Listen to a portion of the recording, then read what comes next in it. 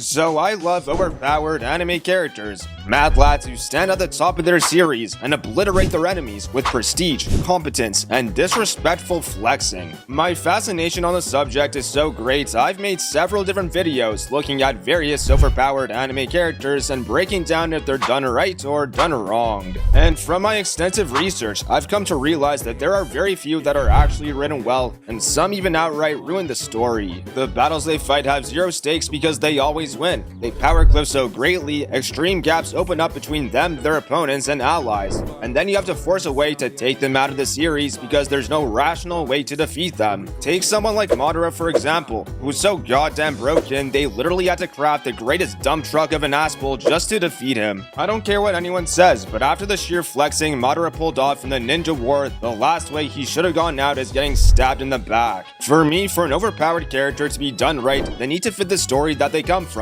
There has to be a rational way to why they're strong in the first place. They just can't be powerful for power's sake. They can't be too broken that there isn't a conceivable way to eliminate them from the story, and there has to be some flaw that humanizes them from reaching god levels. Or if you abandon these ideas, you at least gotta make it funny. You know, meme on the idea of OP characters, just like how Kazuma from Konosuba memes on the concept of the isekai fantasy. And that's why in this video, I will be breaking down the perfect list of overpowered characters and ranking them based on my personal preferences. If your favorite character isn't here, you are welcome to take offense to that, although it ultimately does nothing. But hey, write something funny in the comments and I will respect it. And also sub to the channel while you're at it. Coming in our 10th spot, we got everyone's favorite lovable goofball, Monkey D. Luffy, the future king of the pirates, and most recently, the sun god. You see, what's so fascinating about Luffy's development in the greater story of the One Piece world is the fact that Luffy's growth is that from a man to a god. Wherever he goes, he's breaking down harsh systems, liberating those who desire freedom, and incidentally bringing joy to those who need it. But despite how strong Luffy gets, there's always greater forces that blocked his path. The world government, the Blackbeard pirates, countless obstacles that stand in his way of becoming the Pirate King. But Luffy's like this rising sun that's breaking through the dark night. And as they travel from east to west, Luffy and the Straw Hats aren't getting shaped by the world, they're the ones reshaping the world just like how he molds his Devil Fruit. Now, ever since the reveal of his Sun God Devil Fruit, there's been many people complaining about how broken it is. But what people don't realize is that Luffy's Devil Fruit isn't actually overpowered,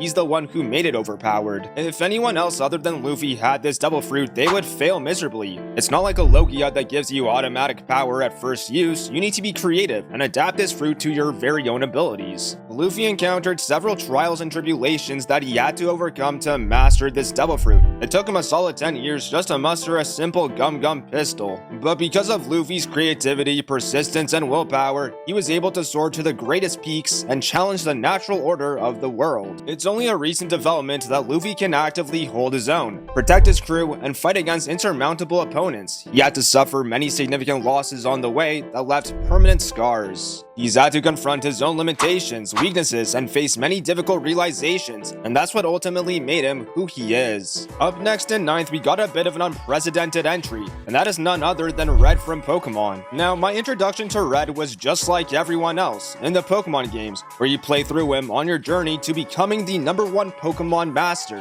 And yes, those games were quite easy, but in some sense, it's supposed to reflect the lens of Red, the uncontested Pokémon trainer who dog walks everyone in his path. Red's a person who's catching every Pokémon, legendaries included, because he's just that much of a Giga Chad. He beats every trainer he comes across with relative ease. He brought down an entire criminal organization, defeated the Elite Four, and became the champion. You see, in the Pokemon manga, the Elite Four are actually the bad guys, including a bunch of the gym leaders. Red is actively risking his life in these circumstances, showcasing a much darker aspect of the Pokemon world that we've never seen in the anime. Pokemon die, he almost dies, but he also finds the will to bounce back, inspire those around him to be better until he becomes a true Pokemon master. And yet, when he made it to the top of that peak, when he was defined as the greatest, all he felt was overwhelming emptiness. Despite the fact that he became so strong, there was no point to it all. The very thing he loved, battling and catching Pokemon, became his greatest burden.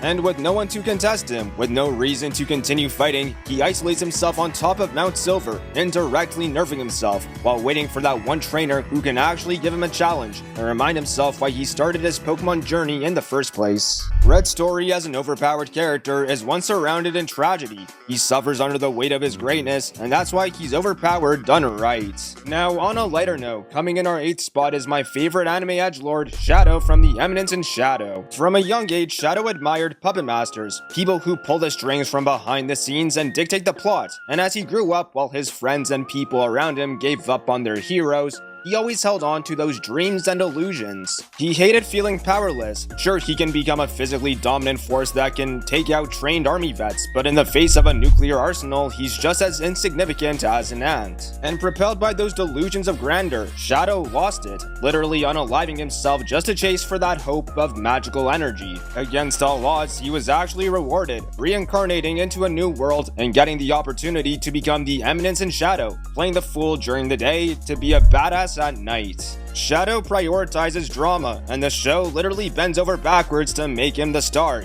He basks in the theatrics of his endeavors because all he cares about is looking cool and becoming the greatest shadowy figure that he can. But what tends to happen is that he's just kind of winging everything. He has these loose ideas that become instrumental game changers, and people go crazy over his antics like he's some Aizen level mastermind. This guy will randomly throw a knife at a map, and that will end up being the location of his enemy's hideout. His ridiculousness has come to the point that he's built up an entire battalion of S-tier fighters, and it's all by accident. And the greatest aspect about it is that he's aloof to it all. He just believes that his comrades are edging him on for shits and giggles, but little does he know that his insignificant ripples manifest into the largest tidal waves. Shadow is not some average edgelord, he's fate itself, and it's all just one giant fluke. And now coming in 7th, we got the goats of overpowered female characters, and that's my girl Erza. As one of the strongest wizards in the Fairy Tail Guild, Erza felt a duty to be its protector, guardian, and unofficial commander. She keeps everyone in check, unless you get in the way of her sweets, then you're getting the Yamcha treatment. Now Erza is a registered badass and the queen of the Flex Kingdom, for example in the Grand Magic games when she soloed a nearly inconquerable tower just cause she could. But growing up, Erza suffered immensely under the guise of a cult that was aiming to resurrect the Black Wizard Zeref. And through this traumatic experience, she was tortured, she lost friends and loved ones, but in the end she was saved by a wizard of the Fairy Tail Guild, and inspired by the insignia she took up arms to fight, inspiring others to follow her lead. Erza keeps this strong exterior, just like her armor, to hide her insecurities and vulnerabilities. Because so many people depend on her, she refuses to show her weaknesses, suffering in solitude, and keeping these burdens locked in her heart. But Erza's development is learning to accept her flaws and showing people her true self without her armor as her disguise. Just as it's justified to remain strong, it's justified to be weak. And it's this type of development and realization that makes her a fantastic character, on top of the necessary fan service. Next up in our 6th spot, we got the top G of anime manipulators, Sosuke Aizen. Also known as the plot of Bleach because bro literally orchestrated Ichigo's birth, and that's some next level commitment. In some point in his timeline, Aizen witnessed the Soul King in his complacency, and frustrated believing that he could do a better job, he chose to walk a path of becoming the strongest being in the universe. And since by all accounts that Aizen was a prodigy, he had all the capabilities to accomplish his dreams. He sought out this idea of perfection, mapping out his schemes and plans to suit his needs, tricking everyone, including himself. Aizen's greatest curse was this notion of perfection that he was trying to achieve. And it's interesting because local psycho Mayuri Kurotsuchi, despite all his crazy antics, has a very interesting quote about perfection. He says that for a scientist, the notion of perfection is a dead end. It's a symptom of hopelessness, because if you accept the fact that you're perfect, then there's essentially no room left to grow.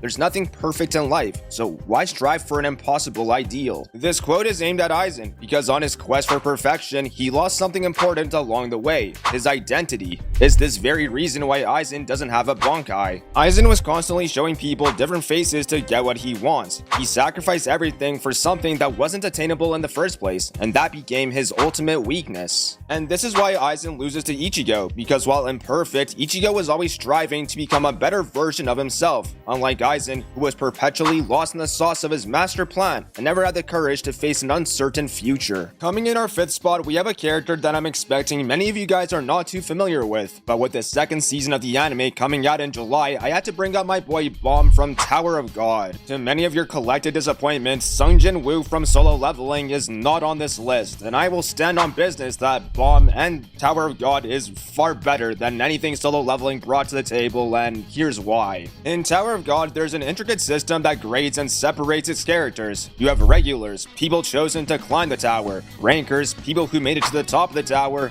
and then there's Jahad, the god of the tower who maintains the system. But rarely you have people whose very existence defies the laws of the tower, who open the doors to the tower themselves and become an existential threat to the system, and those people are called irregulars. And what you may have guessed from my Yap session, Baam is an irregular, and he's not the only one. Throughout the tower's history, irregulars have popped up here and there and have caused massive changes and revolution to the system. There's the 10 great family leaders and Jahad, who became the system, Enryu, who killed a floor administrator, Yurik Mizuno, who's essentially a game-breaking bug, and now Baam, who's like a black hole absorbing everything. You see, Baam has this crazy copy ability. He can see a technique in one instant and then replicate it in the next, and while it may seem broken, in the bigger picture of the tower, it's actually a pretty, simple ability. Baam has the potential to be strong, but in the greater sense of the tower, he's just a small fish swimming in a massive sea, so despite how overpowered he is, there are stronger foes and greater obstacles he must overcome, and as an irregular, people see him as either a threat or a hope for the tower's existence. People see Baam as a godslayer, and he has all the potential to become just like Jahad, but because of that, he walks a tightrope battling between his inherent humanity and destiny, and he struggles to discover his identity, grappling with the revolution he will inevitably create.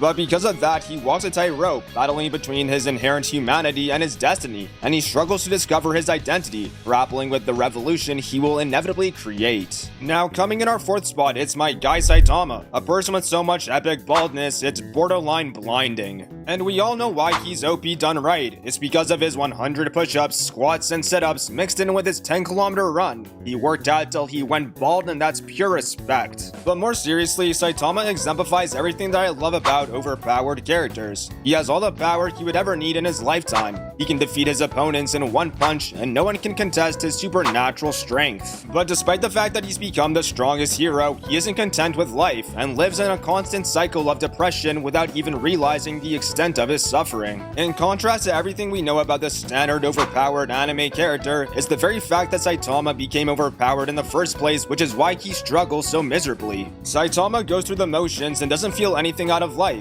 No joy, sadness, anger, or fear. He's detached from everything, doing this heroing bit as a hobby without searching for greater meaning behind it. But he tells himself that he's fine. Sure, if he can eliminate the monster every so often, then he can convince himself that nothing is wrong. But it's the fact that despite his strength and what he does, he's not impacting the world around him, which inwardly makes him feel quite empty. And when you have no room left to grow, when you feel like your accomplishments go unrecognized, or you feel like you aren't living up to the expectations you set for yourself, it's almost like you're not even existing in the first place. And that's because Saitama had power with no purpose, and strength without substance is just meaningless destruction. For Saitama, his growth as a character aren't the physical developments like other protagonists, but the mental battles he has to overcome. It's about learning to express his dissatisfaction, opening his heart to friends, and exposing himself to things worth protecting. Instead of focusing on becoming the strongest hero, he learns to become the best hero, someone that people can depend on to save the day. Next up in our 3rd spot, we got possibly my favorite new-gen villain, and that of course is none other than the Ryomen Sukuna from Jujutsu Kaisen. If there's one way to describe Sukuna, it's as this living, breathing, natural disaster. He's chaos incarnate, the embodiment of destruction and anarchy.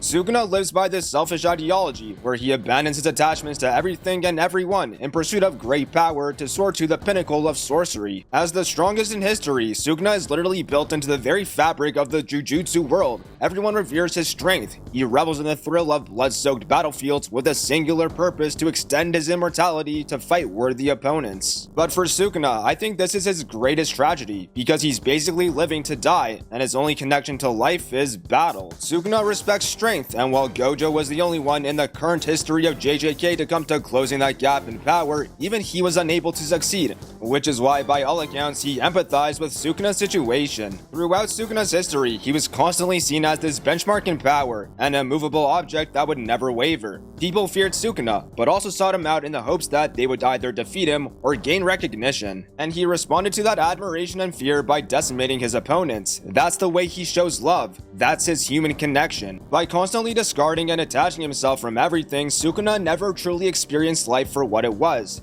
He only lives for himself, he only fights for himself, and that's a pretty tragic existence. It's part of the reason that makes him such a fascinating character, because it's his inability to recognize the flaws in his mentality that makes him suffer, and he repeats the same cycles hoping for different outcomes and never gets them. And this is why I truly believe that Sukuna is one of the greatest overpowered villains. Coming up in second, we got another character from Jujutsu Kaisen, and that's none other than the blue-eyes white dragon himself, Satoru Gojo. Now, some might be upset that I got two characters from the exact same series, but this is my list, and I make the rules. And in recent years, Gojo has skyrocketed to becoming one of my favorite anime characters of all time. He's your classic egotistical, overpowered badass that runs the gauntlet on both the Jujutsu world and the entire fanbase with his unparalleled beauty. Gojo is this literal game-breaking glitch in the system, a person who's so great, his very existence reshaped the equilibrium of the Jujutsu society as curses became stronger to compete with his brilliance. But in many ways, it was a total net negative, because sorcerers were unable to keep up with these changes. Many died in the process, some lost sight of who they were, and in the end, it was just Gojo alone at the top. But just because Gojo is overpowered, he still had his weaknesses that could be exploited, and he wasn't completely invincible. And because everyone relied on Gojo when he's caught off guard and fights opponents that can pull one over on him, everything hits the fan, just like in Shibuya when he got sealed. But moreover, the consequences of having unrivaled strength is existing with unrivaled loneliness, and that's why, in contrast to Sukuna's selfish philosophy, Gojo aimed to foster a Jujutsu world of talented sorcerers like him. Gojo hated being alone and never wanted someone to experience that same pain as him, so rather than just depending on one Gojo, he wanted to make an army of Gojos, which sounds like someone's fantasy come to life. And finally, what everyone's been waiting for, my number one spot on the list of the greatest overpowered characters, we got the mad lad Kiyotaka Ayanokoji from Classroom of the Elite. Ayanokoji is one of the most compelling overpowered protagonists that I've ever had the pleasure of experiencing. He's a person who's so traumatized from his past, he's always fighting inner battles with himself that never allow him to move forward. Ayanokoji was raised in the White Room, an educational facility that utilizes the most unethical means in order to foster development. He was indoctrinated by their academia, living in a cutthroat system that discards the weak as garbage, mentally breaks the students that they're supposed to care for, and physically dismantles them if they step out of line. What set Ayanokoji apart from the rest was his ability to adapt to his environment, which quickly enabled him to soar to the top and become recognized as the demon of the White Room and the perfect human. But seeing others fail in the pursuit of his success broke him, and so he began withholding his abilities so others wouldn't suffer because of his achievements, a trauma that carries forward into the current story. But that only worked for so long, and over time his classmates couldn't handle the White Room's environment. They were weeded out until Ayanokoji was the only one left, isolated and alone. By the time he was 9, he already exceeded every educational standard up to a postgraduate level. He could eliminate groups of trained mercenaries like it's a goddamn walk in the park. He was a genius among geniuses, but despite his ingenuity, he was more flawed than anyone else, because in the White Room's pursuit of creating an artificial genius, Ayanokoji was stripped of any and all emotions, erasing all aspects of his humanity. And this was something that Ayanokoji was consciously aware of, and a part of himself that he deeply resented. The White Room taught him many things, but the one thing he never learned was how to love others and himself. Academically and physically, Ayanokoji is overpowered, but he's deeply broken. He fears showing people his capabilities, and growing up in an environment devoid of parental love, he has no handle on what it means to manifest a human connection. What I love when overpowered characters are done right is the fact that just because they're broken figures, they have qualities that a lot of us can relate to that almost make them feel too human. But what about you guys? What do you like in an overpowered character, and who do you think deserves to be on this list? We're entering a new content arc, so get excited. And with that, I'll catch you guys in the next video.